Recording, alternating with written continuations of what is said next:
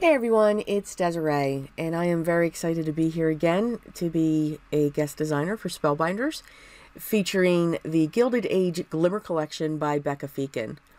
So the first things I'm going to show here, now I'm going to show you the whole collection. These are some border plates. The first one's called Trimmings, and the next one is called Lace Flippery. I love that name. So again, when I get the whole collection, I did print down the photos so that you could see what those borders could look like. This piece here is called Vintage Frame. Beautiful floral. They are separate pieces, so there's a lot to foil on that one. This one here is called the Gilded Leaves. And I love this because of the frame that comes around it. So very interesting. Very unique, and again, those flourishes can be die cut as well. There is a die that's going around those. Some great frames, the gilded nested rectangles. A beautiful different look, and Spellbinders also has the die set to cut them out. So a frame die, a nested set. So that's the collection of the dies and the plates when it comes to the Gilded Age Glimmer. We will be focusing, as always, on the hot foil system when it comes to the two cards that I'm going to make. I'm not going to use all of these products, but I will show you which ones. There are some new foils. You have blush, bright pink, this beautiful aura, and citrine. And I love them all. So I'll be playing around with those colors as well because they are part of the collection. So these are the items that I'm going to use to make the cards for today. And there will be two cards that I'm going to make. So it's funny, with these two borders, I had two different looks and feels. Or inspiration, let's say. So when it comes to the one that I thought had a great name, the Lace Flippery, and I'm probably saying that wrong, I saw soft, I saw Victorian. Now, I saw ivories as well. So this is going to have a softer look to it. Now, I'm not going to go through how the glimmer system actually works. I will link up to some videos that I have done previously when I first got the system, some tips and tricks. I'll have some in this one as well, but I'm not going to go into great detail. You're just going to see me foiling. You can see that light flashing there. You know, once it's solid, we are ready to go. Our plate is nice and hot. We will always want to make sure that we put our foil shiny side down and our cardstock on top. I do add another piece of cardstock to it. I feel I am getting a better impression.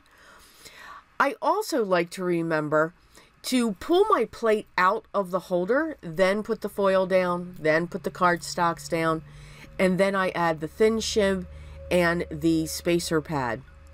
I pull this out and I do run it through my Spellbinder 6 so that when you lift it, the sigh of relief that comes out when you pull that foil back is just beautiful. I love the aura.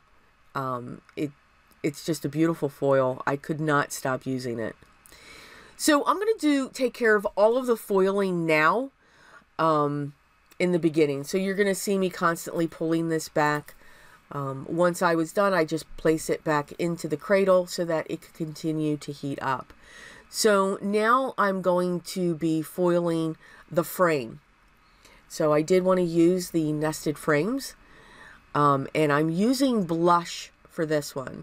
Now the piece that I'm pulling off here, I actually will save that.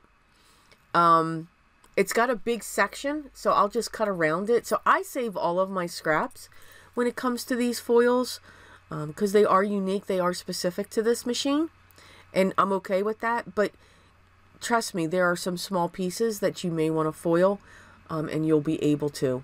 So I just cut around, and I have a little tiny pot that I put them in. So now I'm going to use the citrine. This green is just absolutely beautiful. And what's funny is I use the same cardstocks. So for this foiling, I'm using the citrine foil on a hot pink cardstock. And then you're going to see me pull in a light green cardstock, and I'm going to use the bright pink. For some reason, when it came to the trimmings plate that I'm using, to me that was bold. It was strong. Almost a Moroccan feel, maybe. Maybe not, maybe. It was just very strong, but I knew I wanted some bright, bold colors. And that citrine on top of that bright pink is absolutely stunning. What's also great with these, I'm calling them border plates, because to me, that's kind of what they're doing. You don't have to worry about making sure that it's straight, because we'll be able to trim this cardstock.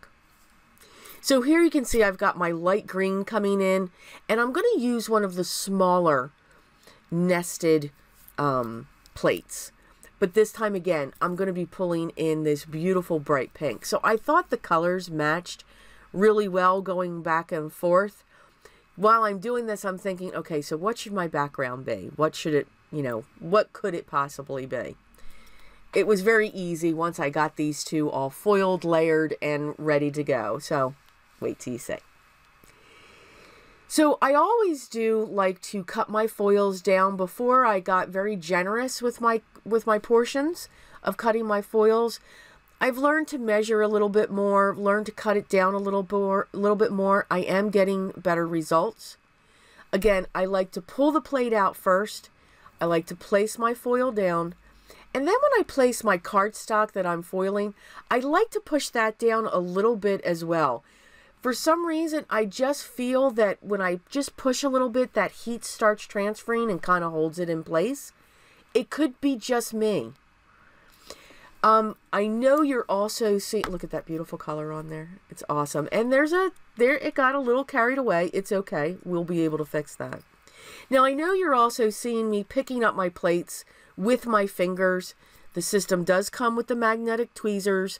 Please use them. Don't follow my lead. My skin is very thick on my fingers, so it doesn't affect me.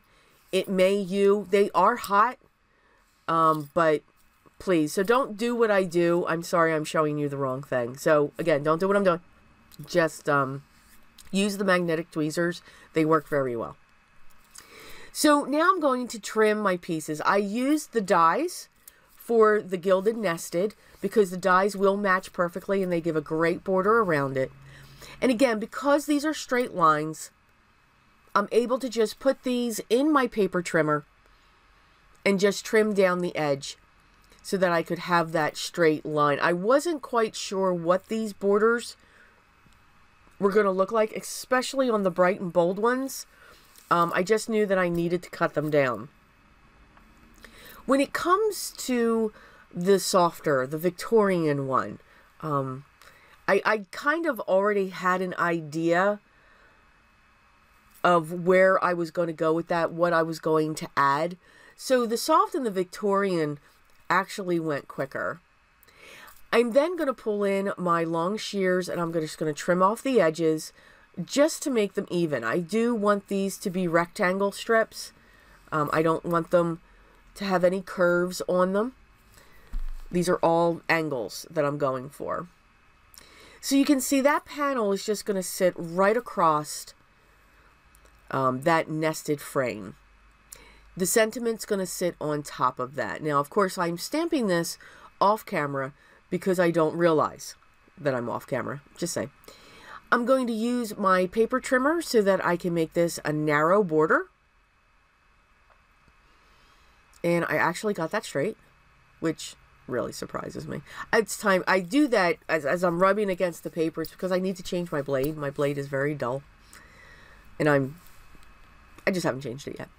So I grabbed my standard A2 size card base. That's 4 1/4 by 5 1/2. And in this case, it is going to be a side folding. I'm going to create a landscaping. I just grabbed some tape and I'm just taping the two ribbons that I grabbed. I grabbed an organza and a satin. And I'm just going to wrap them around, secure them with my Scotch tape. You can use washi tape, whatever you have. And I'm just going to trim that. And then I'm going to create a bow to go on top. I cannot just wrap that around and tie a bow.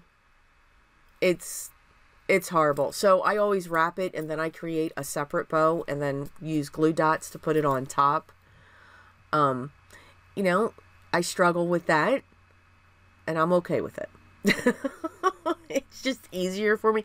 I just always have to make sure that I get it on the ribbons that I'm putting it on top of, so that you know, trick of the eye there, trick of the eye.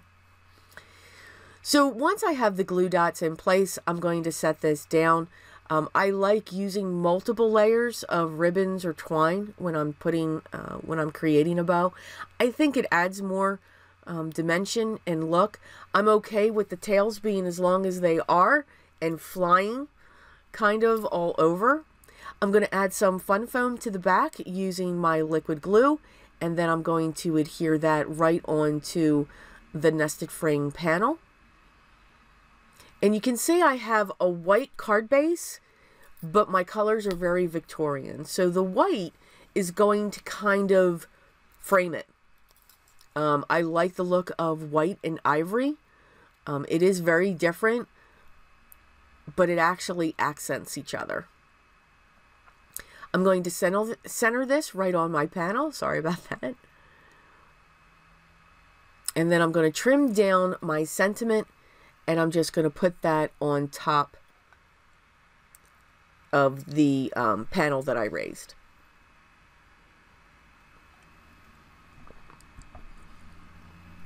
And I just don't think that card needs anything else.